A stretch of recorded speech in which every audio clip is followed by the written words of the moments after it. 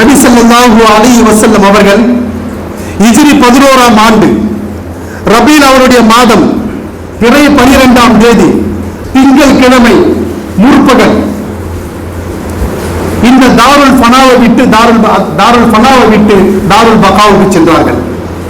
அப்படி என்றால் வஃபாத் ஆகிவிட்டார்கள். இந்த வஃபாத்தான செய்தி மக்களுக்கு காட்டுத்தீவில் பரவியது. இந்த செய்தி அபூபக்கர் சித்தீக் ரலியல்லாஹு தஆலா அவர்கள் எட்டியது.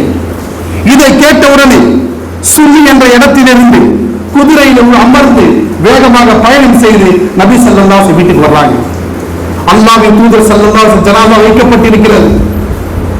யமன் போர்வையால் போர்த்தப்பட்டிருக்கிறது. யமன் நாட்டு போர்வையால் போர்த்தப்பட்டிருக்கிறது. வந்தாங்க, முகத்தில் இருக்கக்கூடிய துணியை எடுத்தாங்க, அகற்றினார்கள். அவரை நெற்றியை பிடித்து முத்தம் கொடுத்தாங்க. அப்ப சொன்னாங்க, என்னுடைய தாய் தந்தை உங்கள் மீது அர்ப்பணமாகட்டும். உங்களுக்கு இதற்கு போய் 2 மரணங்கள் கிடையாது. அதிலே ஒரு மரணம் வந்து விட்டது. யாருங்க? அபூபக்கர் சித்தீக் ரலியல்லாஹு சொல்றாங்க.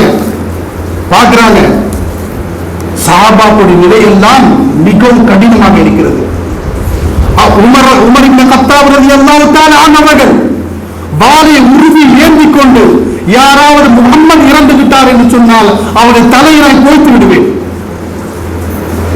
அதற்கு அலி ரலியல்லாஹு தஆலா ஸ்தம்பித்து நின்று போய்விட்டாங்க. நிலை குத்தி நின்று விட்டார்கள். சஹாபாக்களுடைய கால்கள் எல்லாம் பலம் இல்லாமல் அப்படி உடைத்து போயிட்டாங்க. இந்த காட்சியை பார்க்கிறாங்க. இந்த காட்சியை பார்த்தவங்க சொல்றாங்க, நேரம் மிம்பர் படிக்க போறாங்க. அல்லாஹ்வை புகழ்றாங்க. புகழ்ந்த பிறகு சொல்றாங்க, அம்மா பாத் மன் கான மின்கும் யாபுது முஹம்மதன் ஃபஇன்ன முஹம்மதன் கத் மாத். அருமை தோழர்களே, உங்களிலே யார் முஹம்மதை வணங்கிக் கொண்டிருந்தீர்களோ அந்த முஹம்மத் இன்று வஃபாத் ஆகிவிட்டார், இன்று மரணித்து விட்டார். وما كان منكم يعبد الله فإن الله حي لا يموت. உங்களிலே யார் அல்லாஹ்வை வணங்கினீர்களோ, இன்னல்லாஹ் நிச்சயமாக அந்த அல்லாஹ் சுப்ஹானஹு வ தஆலா ஹய்யுன் உயிரோடு இருக்கிறார், நித்திய ஜீவன். லா யமூத் அவனுக்கு மரணம் கிடையாது என்று சொல்லிவிட்டு திரும்ப சொல்றாங்க, قال الله سبحانه وتعالى وما محمد الا رسول قد خلت من قبله الرسل افإن مات او قتل انقلبتم على اعقابكم ومن ينقلب على عقبيه فلن يضر الله شيئا وسيجزي الله الشاكرين. ஆல இம்ரான் 144 வசனம் ஓதுறாங்க.